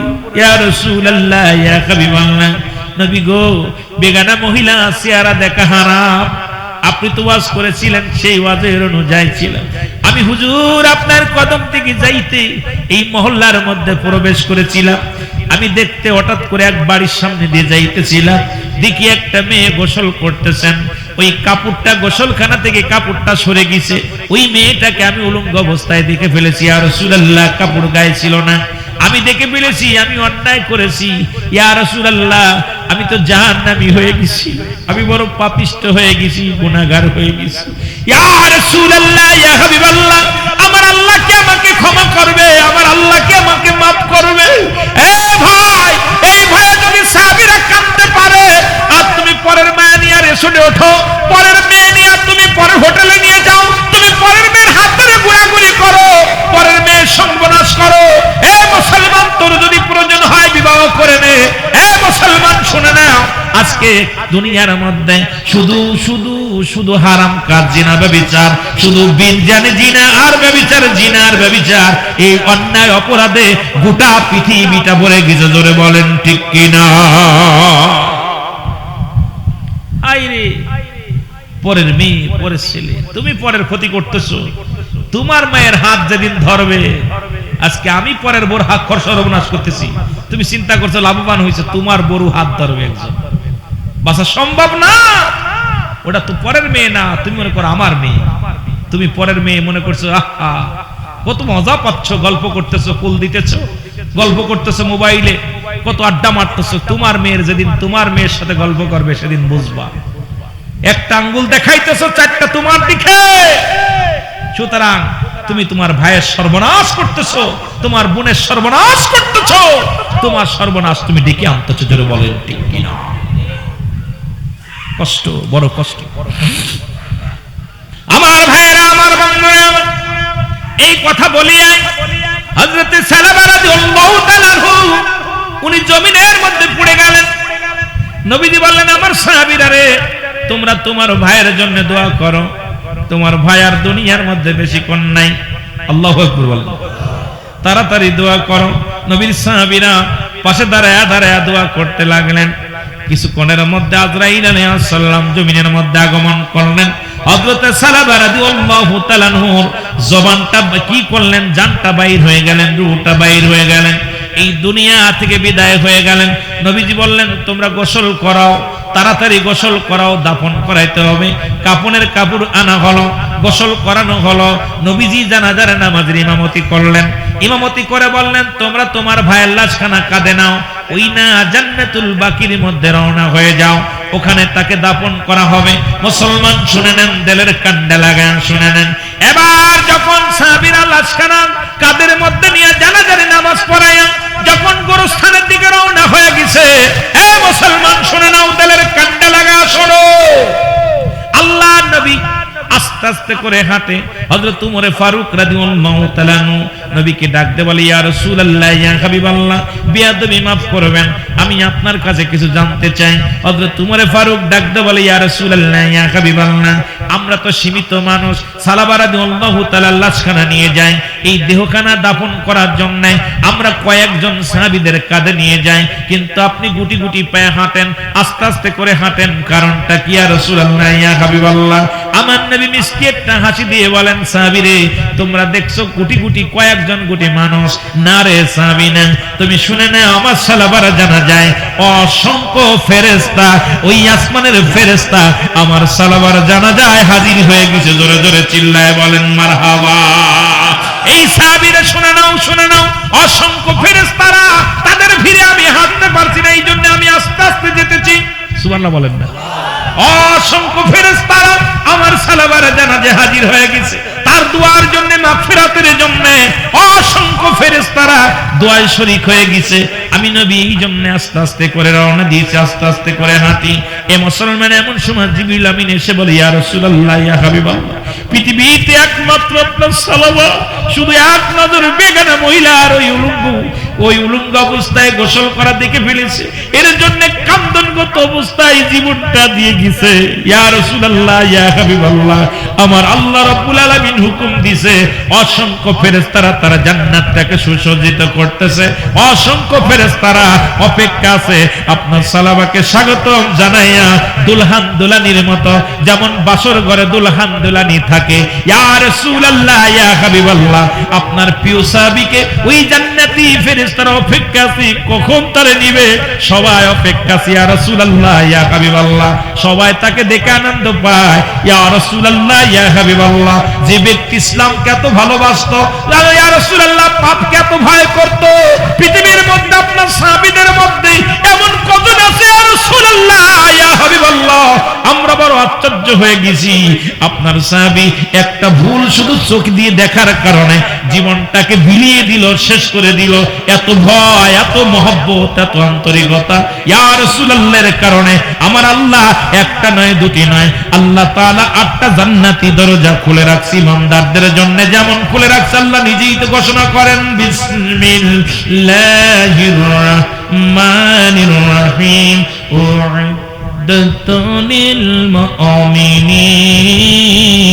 আল্লাহ কয় মুমিনদের দমদম মুত্তাকিনদের জন্য একটা নাই, দুটি নয়, 8টা জান্নাত প্রস্তুতি করে রাখছে। ইয়া রাসূলুল্লাহ ইয়া হাবিবাল্লাহ, আপনার প্রিয় সাহাবীর জন্য আসমানের ফেরেশতারা খুশি, জমিনের ফেরেশতারা খুশি, জান্নাতি ফেরেশতারা খুশি, হুরগেলেমান সবাই খুশি। ইয়া রাসূলুল্লাহ ইয়া হাবিবাল্লাহ, তাকে স্বাগতম জানাইয়া জান্নাতে নেওয়ার জন্য অপেক্ষা আছে। জোরে জোরে বলেন মারহাবা। চিন্তা করছেন? আর আমি মৌলবী পরের বুদ্ধিকে খালি আড়ে আড়ে তাকাই। মেয়ে মানুষ দেখলে আর মাথায় কাজ করে। মরণের ভয় আছে, মরণের ভয় আছে, মরণের ভয় যার মধ্যে আছে সে কখনো অন্যায় করা সম্ভব না। কিন্তু বড় কষ্ট হলো, যেমন একটা বাংলাদেশে বাস করি, এখানে নারীরা চায় সমান অধিকার। আরে মারে, তোরা সমান অধিকার চাস, তোদের যে কত বড় অধিকার। তোরা যে জানতি পৃথিবীর মধ্যে দোয়েল পাখি যদি জানতো আমি জাতীয় পাখি, জীবনে সে ময়লার পরে বসতো না। যদি বলেন ঠিক কিনা? ও যদি জানতো যে আমি জাতীয় পাখি, আমার দাম অনেক, ও জীবনেও কোনোদিন ময়লার পরে বসতো না। ও বয়া বয়া কোথায় খাবার নিয়ে, কথা বুঝলেন? আমার মারা, তোমরা জানো না, তোমরা নবীদের মা, তোমরা আলেমদের মা, তোমরা সাহাবীদের মা, তোমরা হাফেজি কোরআনের মা, তোমরা মাওলানার মা, তোমরা মুফতি সাহেবের মা, তোমাদের অনেক দাম, অনেক দাম। তোমরা কেন এই উলঙ্গ অবস্থায় চলবা? তোমরা কেন বেপরদায় চলবা? তোমরা কেন ইসলামের বিধান লঙ্ঘন করে চলবা? বড় কষ্ট হয় মারে, তোদের দাম কত? তোরা যে নবীদের মা, তোরা যে নবীদের মা, আহা বড় কষ্ট হয় যে তোদের এত দাম, এত মর্যাদা, তারপরেও তোরা ঘরের বাইরে চলে গেলে। একটু লজ্জাপতির পাতা বেটে খাওয়ার দরকার। লজ্জাপতি পাতা আইনে আইনে ওদেরকে খাওয়াইতে হবে যাদের লজ্জা নেই। জোরে বলেন ঠিক কিনা? আরো জোরে বলেন আল্লাহু আকবার। একটু মহব্বতের সঙ্গে দুরূদ শরীফ পড়েন, আল্লাহুম্মা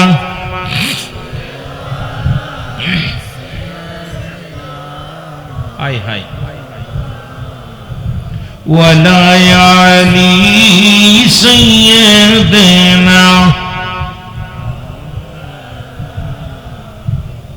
ওরে সালাতু সালাম জানাই, সালাতু সালাম জানাই আপনার পরে, ও নবী গো আমরা গুনাহগার। বলেন আমরা গুনাহগার গো নবী, আমরা গুনাহগার। বলো আমরা গুনাহ, আরো জোরে বলেন আমরা গুনাহগার গো নবী, আমরা গুনাহগার। ও নবী গো সালাতু সালাম জানাই, সালাতু সালাম জানাই আপনার পরে, ও নবী গো। ও নবী ও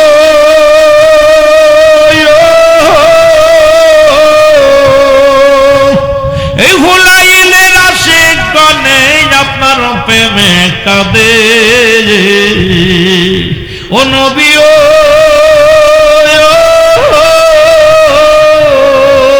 এই বালিয়া কান্দির আশিক গনে আপনার প্রেমে কাঁদে। দেখা দাও দয়াল নবী, দেখা দাও দয়াল নবী, একটি বার আমারে, ও নবী গো। আরো জোরে বলেন আমরা গুনাহগার গো নবী, আমরা গুনাহগার। বলো আমরা গুনাহগার গো নবী, ও নবী গো।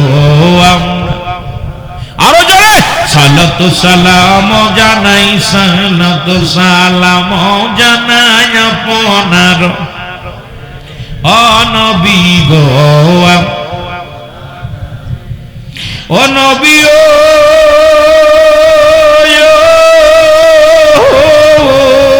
আপনি তো আল্লাহর প্রিয় এই না জগতে আপনি তো আল্লাহর প্রিয় এই না জগতে দু জাহানের বাদশা করেন দু জাহানের বাদশা করেন পাঠাইল আপনারে ও নবী গো আমরা আরো জোরে বলেন আমরা গুনাহগার গো নবী আমরা গুনাহগার বলো আমরা গুনাহ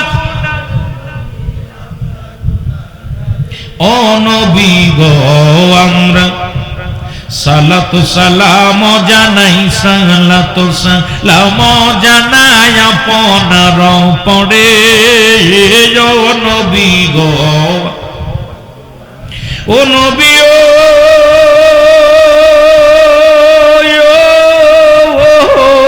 সব নবীদের নবী আপনি রহমতের বিনালা ও নবী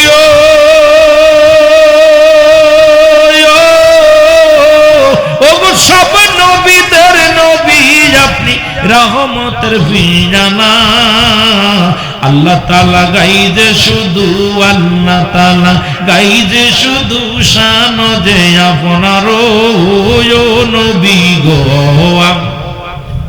আরো জোরে বলেন আমরা গুনাহগার গো নবী আমরা গুনাহগার হায় আমরা গুনাহগার গো নবী আমরা গুনাহগার ও নবী গো সালাতু সালাম জানাই সালাতু সালাম জানাই আপনার ও নবী গো এ দুনিয়ার মুসলমান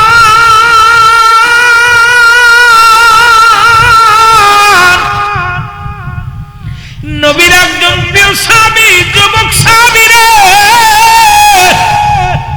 আজকে যুবকদের সমাজ যুব সমাজের উদ্যোগের মাহফিল নবীর কাছে এসে বলে ইয়া রাসূলুল্লাহ ইয়া হাবিবাল্লাহ নবী গো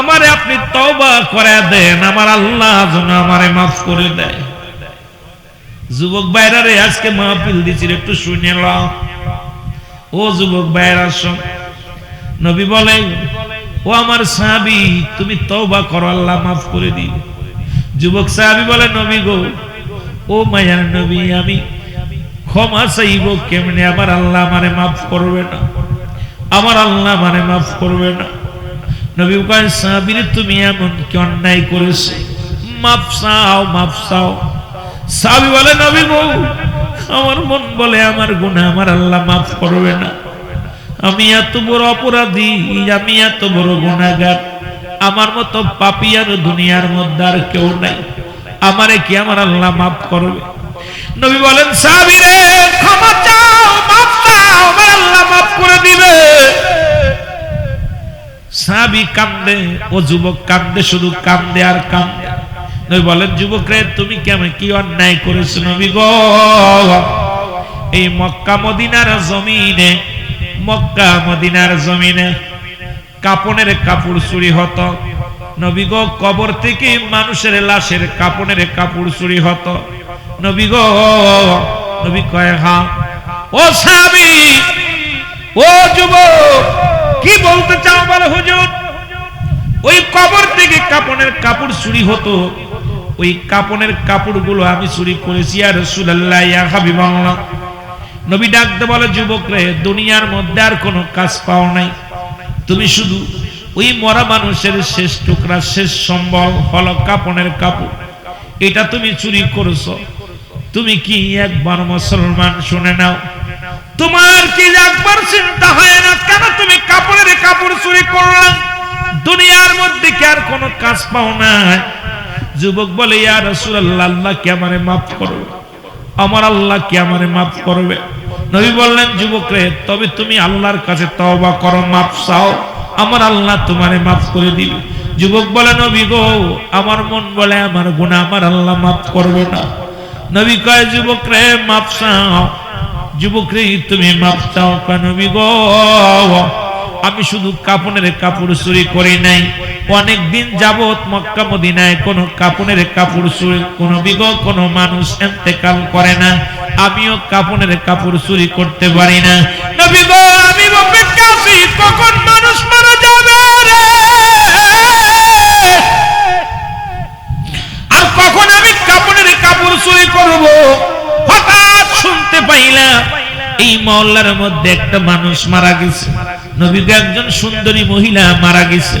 আমি আস্তে আস্তে করে জানাজায় গেলাম, ওই মেয়েটার জানাজায় গেলাম, জানাজায় শরীক হলাম, দাফনে শরীক হলাম।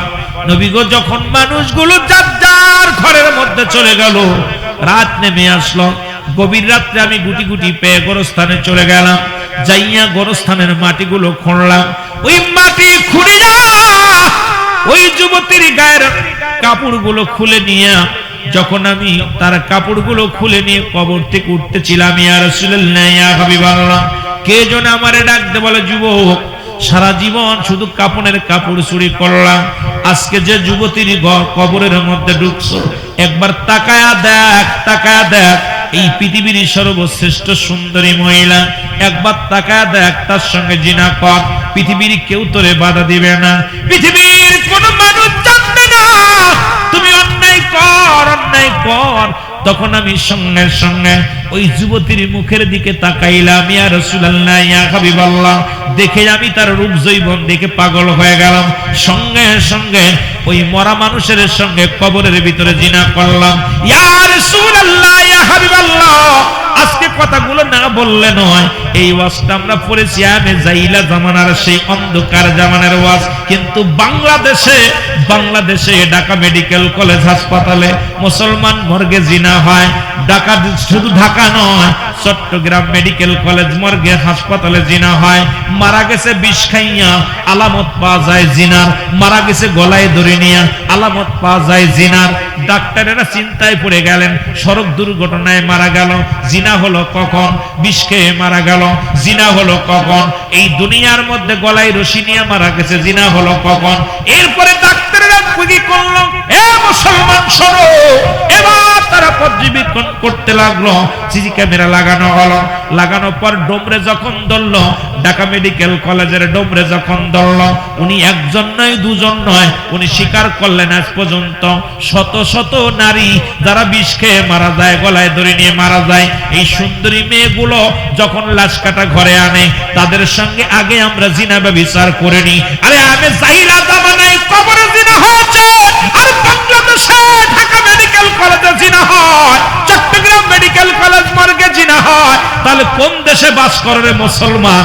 শুধু তোমরা খালি ফালাফালি করো আর শুধু মারামারি কামড়া কামড়ি করো। ওরে যুবক বাবারা, যেখানে মরা মানুষের সঙ্গে জিনা হয়, যে দেশের মধ্যে মরা মানুষের সঙ্গে জিনা হয়, সেই দেশের মানুষগুলো যে আল্লাহ বাঁচায় রাখছে, আল্লাহর দরবারে শুকরিয়া আদায় করে শেষ করতে পারি না। আমার আল্লাহ তো আমাদের গজব দিয়ে শেষ করে দেওয়ার দরকার ছিল, শুধু হয়তো আল্লাহর কোন মাহবুব বান্দাদের খাতিরে আমাদেরকে জিন্দা রাখছে। জোরে জোরে চিল্লায় বলেন ঠিক কিনা? আমি মিথ্যা বললে আমার এখান থেকে ধরে নিয়ে যাবেন। একজন নয়, দুজন, আশ্চর্য হয়ে গেছি। এইটা যদি আমেরিকা হতো মেনে নেওয়া যেত, শ্রীলঙ্কা হলে মেনে নিত, অন্যান্য অমুসলিম রাষ্ট্রে, ভারত হলেও মেনে নিতাম। কিন্তু যে দেশে প্রায় 98-90% মুসলমান, সেই দেশে ঢাকা মেডিকেল কলেজে মরা মানুষের সঙ্গে জিনা হয়। ঢাকাতেও হয়েছে, চট্টগ্রামও হয়েছে। তাও একজন দুজন নয়। উনি বললেন, ডোম বললেন, যখন রিমান্ডে নিছে তখন বললাম, আমরা যখন লাশ কাটা ঘরে এই টেবিলের পর লাশটা উঠাই, তখনই ওর মুখের দিক তাকায় আগে জিনা করে।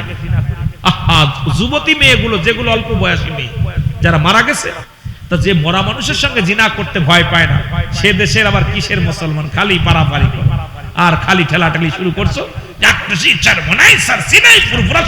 তুমি ধোয়া তুলসীর পাতা খালি শুরু করছো, পিড়াপিড়ি, ধরো হেরে ধরো। হে মুসলমান, কোন দেশে বাস করতেছো? কোন দেশে বাস করো? যে দেশে আপনাদের ভাগ্য ভালো, জয়তো আল্লাহর মাহবুব বান্দা এই দেশের মধ্যে আছে বিলেই আমরা জিন্দা আছি, জোরে বলেন ঠিক কিনা। হয় তাদের খাতিরে নাই করোনা দিছিল, হেলাল ভাই বললো যে 3 বছর করোনার কারণে মাহফিল করতে পারি না, ভাই কষ্টের মধ্যে আছি। এ ভাই, যদিও ঘর দরজা সুন্দর হয়েছে কিন্তু মনের ভিতর শান্তি নাই, মাহফিল না করলে শান্তি লাগে না। আমার বাবারা, তার একটা কথা হলো, যে দেশে এত জিনা ব্যভিচার হয় সে দেশের মানুষকে যে আল্লাহ বাঁচায় রাখছে, নিশ্চিত কোন দয়ার মধ্যে আছে কোন মানুষের মাহবুব বান্দাদের খাতিরে, জোরে বলেন ঠিক কিনা।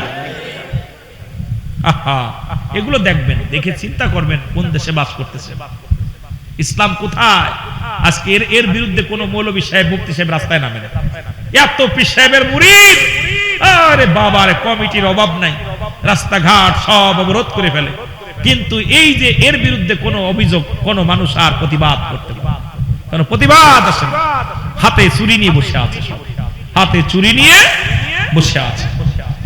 কদিন আগে একটা কথা বলেছিলাম, যখন আমাদের যে চিত্র জগতের জায়েদ খান, নাম কি, এ যুবকরা কি নাম, উনি দেখছেন একটা বাংলাদেশের মৌলবীরা, আলেমরা, মৌলবীর ইমামরা হলো জিনাকারী, বলৎকার, একটা ইমাম প্রতিবাদ করেন। আমি আশ্চর্য হয়ে গেলাম, যাই হাতে ছুরি নিয়ে মহিলা হয়ে যায়।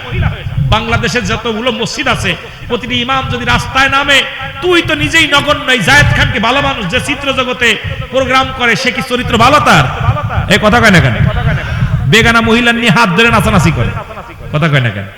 ওর বউ নাকি এগুলো? এই যেগুলো মহিলাদের লোকে হাত ধরে ধরে টানাটানি করে, এগুলোর বউ, পরের মেয়ের হাত ধরে টানাটানি করে, তার মধ্যে বলে শালার ইমামরা জিনাকারী। একটা ইমাম প্রতিবাদ করে নাই। এর রাজবাড়ী জেলায় যে ইমামগুলো আছে, এগুলো যদি বলন্তর ওই রোমরে যে দাঁড়াইতো, তাও তো প্রতিবাদ মনে করতাম। মৌলবী সাহেবরা কেউ যায় নাই, খালি প্রতিবাদ এই পীরের বিরুদ্ধে, ওই মৌলবীর বিরুদ্ধে, এখানে প্রতিবাদ। আমি কি মিথ্যা বলছি? কথা বলেন না কেন? কথা বললে চাকরি চলে যাবে, চাকরি গুলি মারি, দরকার নাই তো চাকরি। এই পাশে কোন পণ্ডিতের ওয়াজ করে, ধরে নিয়ে আমার কাছে ওয়াজ করুক, এই জায়গা ধরে নিয়ে ওয়াজ করুক। বিশেষ করে এই জন্য বলতেছিলাম, আমি আশ্চর্য হয়ে গেছি যে একজন খারাপ মানুষের জবান দিয়ে আলেমদের বিরুদ্ধে কথা হয়, সেখানে প্রতিবাদ নাই। প্রতিবাদ আমার জন্য আপনার মরে যাচ্ছেন, শহীদ হয়ে যাচ্ছেন। ওরে বাবার, নেতার জন্য জীবন এই রকম দিচ্ছে, বুকে দাঁড়ায়, কিন্তু ইসলামের জন্য, আলেমদের জন্য মায়া নাই। এদেশে ইসলাম, আল্লাহ এই জন্য মায়া আছে আল্লাহর ওলিদের, যারা এই পৃথিবীর মধ্যে ইসলামের বাণী প্রচার করেছে, জোরে বলেন ঠিক কিনা, আরো জোরে বলেন ঠিক কিনা। আল্লাহ নবী ডাকতে বলে যুবক,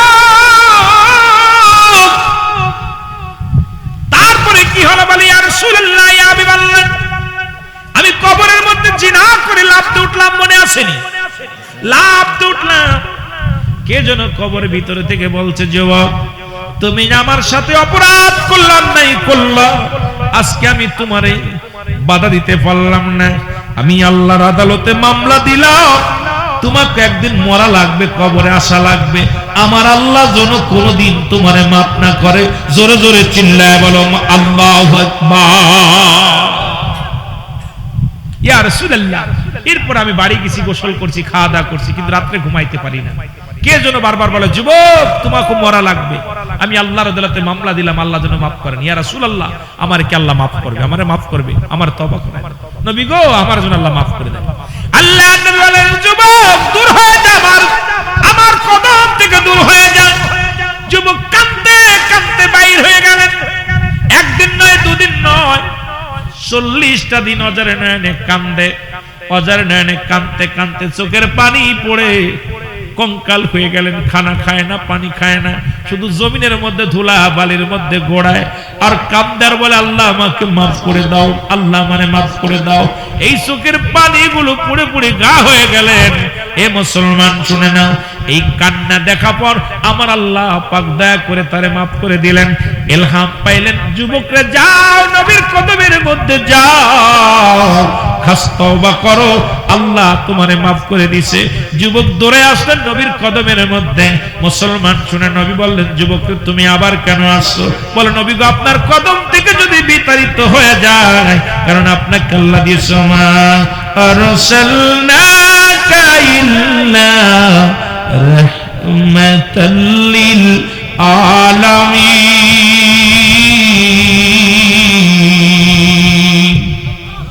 মারহাবা।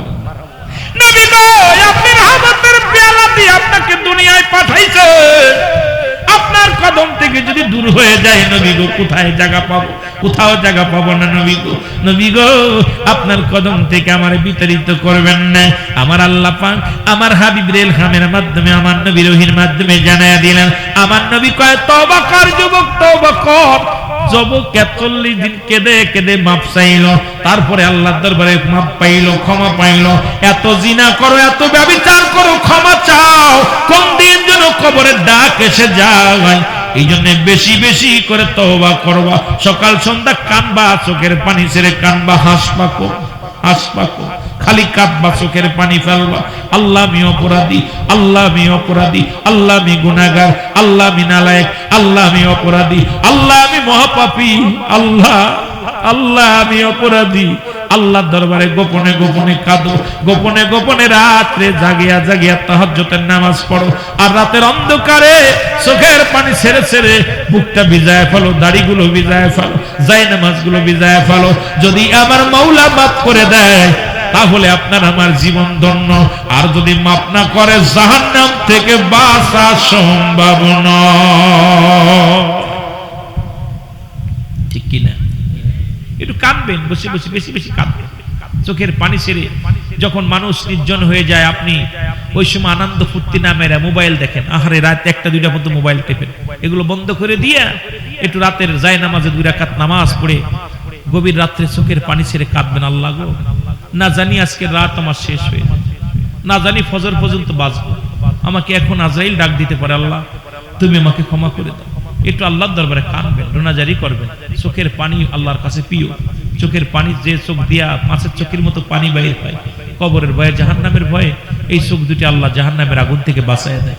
এই জন্য বেশি বেশি কাঁদবেন। চোখ দুটা দিছে আল্লাহ কান্দার জন্য, অন্তত থেকে কাঁদবেন বৈশা বৈশা। রাত্রে কেউ দরকার নাই, রাত্রে মসজিদে চলে যাবেন। রাত্রে বিবি শুয়ে আছে, আপনি ওযুটা করে মসজিদে টুক করে উঠিয়া যায় নামাজটা বিছায় আল্লাহর দরবারে সিজদায় করে কাঁদেন, আল্লাহ আমি অপরাধী, আল্লাহ গো আমি অপরাধী। এই দুনিয়া তো কদিন থাকবো আমরা? 40 বছর, 50 বছর, 60 বছরের জিন্দেগি আমরা বাঁচবো, কিন্তু যেখানে চিরদিন আবাদান আবাদান চিরস্থায়ী থাকতে হবে, সেই ঘরের পুঁজি যেন আল্লাহ করে যাওয়ার তৌফিক দান করে। সকল বলুন আমিন। আরো জোরে বলেন আমিন। আমার বাবারা, কত যুবক, কত টাকাওয়ালা, বাড়িওয়ালা এই দুনিয়া থেকে চলে গেছে, কেউ নাই, কেউ নাই। কত এই হোলাইলের জমিনে যারা প্রভাবশালী ছিল, প্রতাপশালী ছিল, তারা চলে গেছে। অনেকে তারা তাদের কবরের উপর দিয়ে কুত্তা শেলে পায়খানা করে, অনেকের কবর উপর দিয়ে গরু ছাগলে ঘাস খায়, অনেকের কবরের অস্তিত্ব নাই, অনেকের কবর উপরে বাথরুম ল্যাট্রিন ট্যাটিন হয়েছে, অনেকের কবর উপরে ঘর দরজা হয়েছে, অনেকের কবর নদীতে ভেঙে গেছে, অনেকের কবর রাস্তায় নিয়ে গেছে। কিন্তু তারাও তো এরকম আমাদের মতো মস্তান ছিল, তাদেরও গায়ে জোর ছিল, তারাও ক্ষমতার বল দেখাইছে, তারাও গায়ের জোর দেখাইছে, টাকার বাহাদুরি করছে, কি তারা আজকে নাই, সবাই চলে গেছে। এই জন্য আপনাকে আমাকে চলে যেতে হবে। এই জন্য ওই ব্যক্তি সর্বোচ্চ উত্তম, যে ব্যক্তি সদা সর্বদাই কবরের ভয়ে, জাহান্নামের ভয়ে, যার চোখ দিয়ে পানি অনবরত আসে, যার অন্তর কাঁদে, ওই ব্যক্তি সর্বোচ্চ উত্তম দুনিয়ার মধ্যে। যে আপনারা বেশি বেশি করে কাঁদবেন, আল্লাহ যেন সবাইকে বোঝার তৌফিক দান করে। সকল বলুন আমিন। আপনার নবীজিকে একটু সালাম জানায়া, নবী সালাম।